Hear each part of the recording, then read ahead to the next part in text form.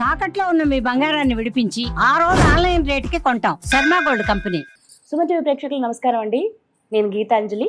ఇవాళ మనతో పాటు ఉన్నారు ప్రముఖ జ్యోతిష్యులు, సంకల్ప మందిర్ నిర్వాహకులు బ్రహ్మశ్రీ నందిబట్ల శ్రీహరి శర్మ గురువు గారు. వారితో మాట్లాడి మార్చి 15వ తారీఖున ఏకాదశి రాబోతోంది.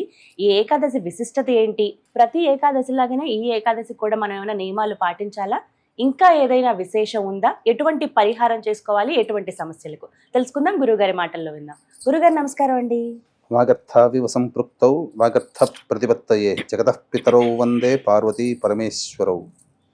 ఆదిత్యాయ చ సోమాయ మంగళాయ బుధాయ చ గురుశుక్రశనిభ్యశ్చ రాహవే కేతవే నమః. శృంగేరి జగద్గురు పీఠాధిపతులకి, కంచి పీఠాధిపతులకి నమస్కారములు తెలియచేసుకుంటూ కార్యక్రమాన్ని ప్రారంభిద్దాం. గురుగారు, మార్చి 15 ఇంకా 2 రోజుల్లో సంవత్సరం మారుతుంది, 2-3 రోజుల్లో. కానీ ఈ ముందే ఏకాదశి ఉంది, చాలా విశేషం అని అన్నారు. మరి ఆ వివరాలు ఏంటి? అన్ని ఏకాదశిలాగానే ఈ ఏకాదశిని చూడాలా, లేకుంటే ప్రత్యేకమా? ఈ ఏకాదశికి చాలా ప్రత్యేకతమ్మ. దీనిని పాప విమోచని ఏకాదశి అని అంటారు. పేరులోనే ఉంది. మానవుడు చేసినటువంటి రహస్యకృత, జ్ఞానకృత, అజ్ఞానకృతమైనటువంటి పాపములన్నిటినీ కూడా తొలగించుకునేటువంటి ఏకాదశి.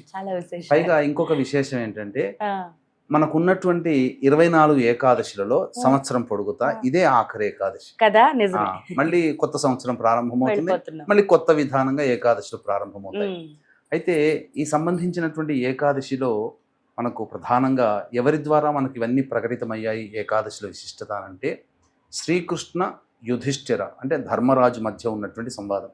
అంటే పాండవులు వనవాసం చేసినప్పుడు వాళ్ళకి ఇంకా రాజ్యభారం కానీ ఇంకా ఏమీ లేవు కదమ్మా.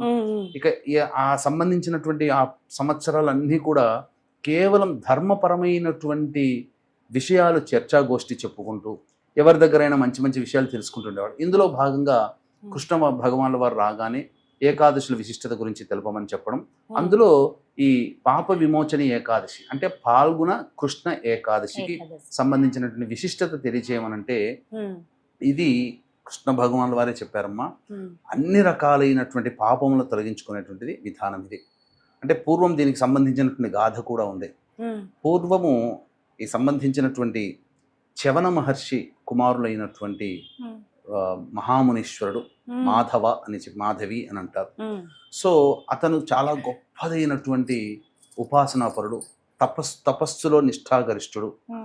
అతని తపస్సుని భంగం చేయాలని చెప్పి ఇంద్రాది దేవతలందరూ కూడా ప్రయత్నించారు. ఇంద్రుడికి ఉండే ఒక భయము, తన ఇంద్ర పదవికి ఏమన్నా ఇబ్బంది పెడతాడేమో. అలాగా తన దగ్గర ఉన్నటువంటి అప్సరసలందరినీ పంపించగా అందులో మహా సౌందర్య రాశి అయినటువంటి మంజు ఘోష అనే అప్సరస కూడా ఉంది. ఈమె అనేక పరిపరి విధాలుగా ప్రయత్నించినప్పటికీ కూడా ఈ సంబంధించినటువంటి అతని తపోగ్ని జ్వాలలకి విసిరి కొట్టబడేది. అయితే ఎంతకైనా ప్రయత్నించగా సఫలీకృతం అవుతుంది కదా. మన్మథావేశం జరగడము, అలాగే ఈ సంబంధించిన మంజు ఘోష సంబంధించినటువంటి నాట్యము, ఇవన్నీ కాంచిన తర్వాత అతనికి ఆ సంబంధించినటువంటి తపోభంగం జరగడము, ఆ మంజు ఘోష అనే అప్సరస మీద ప్రేమ వాత్సల్యము కురవడం, ఆమెతోనే జీవితం చాలా గడిచిపోతున్న కొద్దీ ఆ అప్సరసకి తాను వచ్చినటువంటి కార్యం గుర్తుకొచ్చింది. నేను తపోభంగం కోసమే వచ్చానని చెప్పి, తనగా నేను వెళ్ళిపోతానని చెప్పి పట్టుబట్టి వెళ్ళిపోతుంటే అప్పుడు శపిస్తాడు. ఏమని? కీకారణ్యంలో మంత్రగత్తెగా ఉండిపో అని చెప్పి శపిస్తాడు. ఆ తర్వాత తన తండ్రి అయినటువంటి చవన మహర్షి దగ్గరికి వచ్చి జరిగిన వృత్తాంతం అంతా చెప్పి, తండ్రి నేను ఇంత పాపం చేశాను, నా తపోభంగమైంది, బ్రహ్మచర్య నిష్టం అనేటువంటిది వెళ్ళిపోయింది, కాబట్టి నేను ఏం చెయ్యాలి, మళ్ళీ తిరిగి నా పూర్వ వైభవాన్ని నేను కాపాడుకోవాలి, పైగా మళ్ళీ నేను తపస్సులోకి వెళ్ళిపోవాలి, నాకు మార్గం చెప్పు తండ్రి అని అంటే, అప్పుడు ఈ పాల్గొన మాసంలో వచ్చే కృష్ణపక్షంలో వచ్చే ఏకాదశి రోజున విష్ణు యొక్క ఆరాధన చేయి నాయన, నీకున్నటువంటి గత సంబంధించినటువంటి దోషమంతా తొలగిపోయి నువ్వు మళ్ళీ తపోనిష్టకి వెళ్ళడానికి ఎటువంటి అడ్డంకులు ఉండవని చెప్పడం, ఆ విధంగా చేయడం. అదేవిధంగా మంజు ఘోష కూడా ఈ విధానాన్ని ఆచరించి తన యొక్క శాపత్వాన్ని తొలగించుకొని తిరిగి మళ్ళీ స్వర్గలోకానికి వెళ్ళిపోవడం. తను కూడా మళ్ళీ సంబంధించినటువంటి అనగా బ్రహ్మచర్య అంటే ఒక్కొక్క వ్యక్తి ఒక్కొక్క నిష్టలో ఉన్నప్పుడు తప్పించుకోవడం అనేటువంటిది కూడా అది దోషమేనమ్మా. కాబట్టి తపోనిష్టలో ఉన్నటువంటి ఆ వ్యక్తి ఈ మంజుఘోష ద్వారా తన యొక్క తపస్సు భంగమైపోయింది. అనుకున్నటువంటి కార్యాన్ని సాధించుకోలేకపోయాడు, పాపత్వం వచ్చింది. కాబట్టి ఈ యొక్క కృష్ణ ఏకాదశి పాల్గొన మాసంలో వచ్చినటువంటి కృష్ణ ఏకాదశి రోజున ఈ ఆచరించి తనకున్నటువంటి తిరిగి పూర్వ వైభవాన్ని పొందడం జరిగింది. ఇదే విషయం ధర్మరాజు కూడా చెప్పడం. కాబట్టి తెలిసో తెలియకో ఎన్ని జన్మలలో చేసిన పాపమో ఈ అడవుల బట్ట పట్టాము తల్లితో సహా అని చెప్పి అందరూ కూడా ఈ యొక్క వ్రతాన్ని ఆచరించి, అంటే ఈ 12 సంవత్సరాల వనవాసంలో కూడా వాళ్ళు చేసిందంతా కూడా పుణ్యం సంపాదించుకోవడం. ఆ పుణ్యం ద్వారా భవిష్యత్తులో యుద్ధానికి అవసరమయ్యేటువంటి శస్త్రాస్త్రాలన్నీ కూడాను ఈ పుణ్యఫలం వల్లనే వచ్చాయి. దీన్ని బట్టి ఒకటి తెలుసుకోవచ్చు, ఏకాదశులు అనేటువంటి చాలా మహిమాన్వితమైనటువంటిది. అందుకనే వీక్షించేటువంటి సుమన్ టీవీ ప్రేక్షకులు కూడా ఈ ఏకాదశి రోజున సంబంధించినటువంటిది అందరూ కూడా ఆచరించదగినటువంటిది. కాబట్టి దీనికి వయసుతో నిమిత్తం లేదమ్మా. ఎవరైనా జ్ఞానం వచ్చినటువంటి ఒక మాట అనేస్తారు, ఈ వయసు ఇది ఉపవాసాలు చేసేది, ఏకాదశులు నీకెందుకు అని ఒక మాట అనేస్తారు. వాస్తవమేనా? మీరు గమనించుకుంటే చాలా మంది ఉపవాసం ఉంటే ఉంటుందా, భక్తి ఉండాలి కదా. కొంతమంది కటిక ఉపవాసం కూడా చేస్తారు, కానీ అది ఎప్పుడు కూడాను సరికాదమ్మా. అంటే నీళ్లు కూడా తాగకుండా చేస్తారు. నిర్జన ఏకాదశి రోజున ఆ విధంగా చేయాలి. కాబట్టి ఈ సంబంధించినటువంటి ఏకాదశికి అనగా ఇప్పుడు ఏకాదశి చేసినప్పటికీ కూడా మనం ఒకటే, మన శరీరము దైవం మీద నిలబడి ఉండాలి. ఆ నామస్మరణ చేసుకోవడానికి శరీరం సహకరించాలి, మనస్సు కూడా కేంద్రీకృతం అవ్వాలి.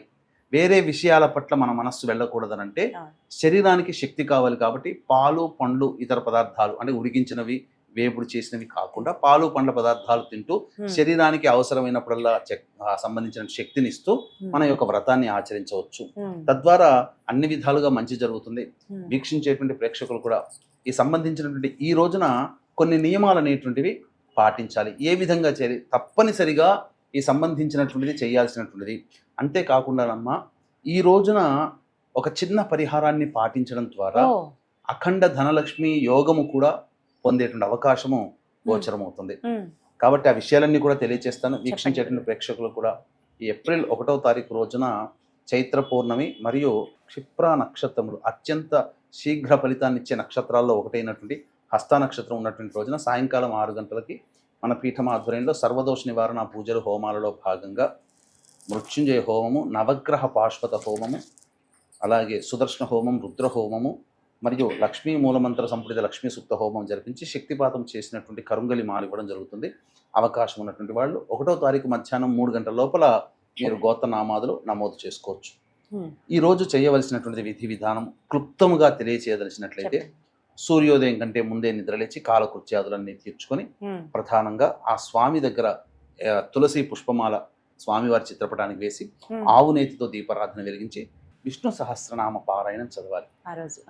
తదనంతరం మళ్ళీ ఆ రోజున దేవాలయం సందర్శనం చేసుకోవడం చాలా మంచిది. ఇంకా ఉపవాస నియమాన్ని పాటిస్తూ ఈ రోజున ప్రత్యేకంగా పఠించాల్సినటువంటి మంత్రం ఓం నమో భగవతే వాసుదేవాయ నమః. ఈ నామాన్ని పఠించాలి. తదనంతరం మళ్ళీ సాయంకాలం కాలకృత్యాదులు తీర్చుకొని మళ్ళీ తలస్నానం చేయకూడదమ్మా.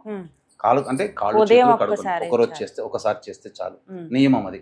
తదనంతరం మళ్ళీ సాయంకాలం ఆ స్వామిని దర్శనం చేసుకొని ఆ స్వామి దేవాలయంలో ఖచ్చితంగా ఇప్పుడు అన్ని చోట్ల దేవాలయంలో రావి చెట్టు ఉంటుంది, లేదా రావి చెట్టు ఉన్నటువంటి దగ్గరికైనా వెళ్ళి ఆ రావి చెట్టు చుట్టూ కూడా ఓం నమో భగవతే వాసుదేవాయ నమః అంటూ 11 మార్లు ప్రదక్షిణ చేసి ప్రతి ప్రదక్షిణకి కూడా ఆ రావి చెట్టుని స్పృశించుకోవడం, నమస్కారం చేసుకోవడం చాలా విశేషమైనటువంటిది. ఇక ఇంటికి వచ్చిన తర్వాత ప్రదోషకాల సమయంలో ఆ రావి ఆకుల మీదనైనా కానీ లేదా తమలపాకు మీదనైనా కానీ ఎర్ర చందనం కలిపినటువంటి నీటిని దానిమ్మ పుల్ల కల్కము అని అంటారు. పూర్వకాలంలో దానిమ్మ పుల్లతోనే ఏదైనా భూర్జ పత్రంలో రాసేది, ఇప్పుడు పెన్నులు వాడుతున్నారు. ఎర్ర చందనం నీటితో ఓం నమో భగవతే వాసుదేవాయ అని 11 ఆకుల మీద రాసి మనం ఆ రోజున ఇంట్లో దేవుడి గృహంలో కానీ లేకపోతే ఇంట్లో గల్లా పెట్టెలో కానీ పెట్టి ఆ రోజంతా అవకాశం ఉన్నంత వరకు నిశీ సమయం అనగా మధ్యరాత్రి 12 వరకు కూడా నామజపం చేసుకొని నిద్రపోతే నిద్రపోవచ్చు, మేల్కొని ఉంటే మరీ మంచిది. మళ్ళీ తెల్లవారు లేచిన తర్వాత కాలకృత్యాదులు తీర్చుకొని ఆ ఏకాదశి తిథి మనకు 15వ తారీఖు ఉదయం 9 గంటల చిల్లర వరకే ఉందమ్మా. ద్వాదశి తిథి నాడు ఉన్నప్పుడు ఆ ఉపవాస విరమణ చెయ్యాలి. కాబట్టి 16వ తారీఖు రోజున ద్వాదశి తిథి ఉదయం 9 గంటల లోపలనే ఉంటుంది. కాబట్టి చక్కగా విరమణ చేసేసి ఇంట్లో తగు శాకాహారము సంబంధించిన వంటలు వండి ఎవరికైనా అతిథులకి అభ్యాగతులకి అన్నదానం కానీ వృద్ధాశ్రమంలో కానీ పండ్లు ఇతర పదార్థాలు పంచి అప్పుడు విరమణ చేసి భోజనం చేయాలి. ఈ విధంగా చేసినటువంటి మానవుడికి సంబంధించినటువంటి సకల దోషములు, పాపం, ముఖ్యంగా పేరులోనే ఉంది పాప విమోచన ఏకాదశి.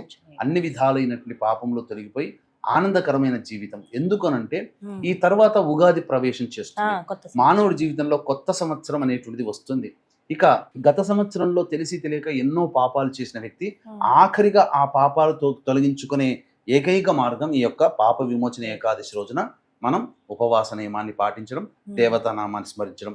ఈ రోజున ఆదివారం కూడా అయ్యింది, సూర్య భగవానికి సంబంధించినటువంటిది కాబట్టి విశేషంగా ఈ రోజున ధూమపానము, మద్యపానము, మాంసాహార భోజనము, అలాగే మైథునము ఇవేవి పనికిరాదు. నూనె అంటుకోకూడదు. ఇలా సంబంధించినటువంటిది చేసుకుంటూ ఉండి నియమం ప్రకారం ఉన్నట్లయితే తప్పకుండా మానవులకందరికీ కూడా మంచి జరుగుతుంది. కొత్త సంవత్సరంలో వాళ్ళ కళలన్నీ కూడా సాకారం అవుతాయని చెప్పవచ్చు. సిద్ధంగా ఉండొచ్చు నూతన సంవత్సరంలోకి వెళ్ళడానికి. కానీ ఈ మీరు చెప్పినటువంటి ఈ కథ ఏదైతే ఉందో ఇప్పటివరకు వినలేదు గురువు గారు. చాలా కొత్త విషయాలు వెతికి మరి చెప్తూ ఉన్నారు. చక్కగా ఇది వింటూ, ఈ వీడియో వింటూ తర్వాత వారి కార్యక్రమం చేసుకున్నా మంచిదే కదండి. ప్రతి ఏకాదశికి ఒక కథ ఉంది. ప్రతి ఏకాదశికి ఆ కథకి సంబంధించిన విధానంగా వృత్తాంతం ఉంటుంది. ఇది తెలుసుకొని మనం చేసినట్లయితే ఇంకా మనం చాలా చక్కగా మంచి ఫలితం పొందుతామని చెప్పవచ్చు. చాలా చక్కగా వివరించారండి. ధన్యవాదాలు గురువు గారు. సర్వం శ్రీ ఉమామహేశ్వర పరబ్రహ్మార్పణమస్తు.